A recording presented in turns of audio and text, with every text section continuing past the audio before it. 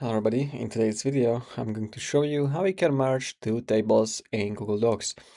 There is no built-in button that can merge them together, but there is really quick and easy way how you can merge them. So let me show you how.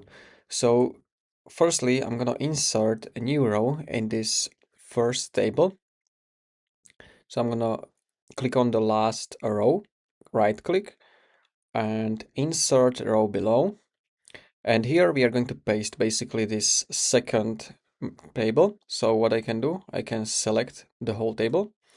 I can right click and copy, or you can use the shortcut Command C, or if you are on Windows, Control C. After that, you want to click in this empty cell on the last row and basically paste the second table by using Control V, or you can right click and paste. So this is how you can merge the tables. Now, if you want to remove this second table, you can click in any cell you want, right click and delete table. And now you have two tables merged into one.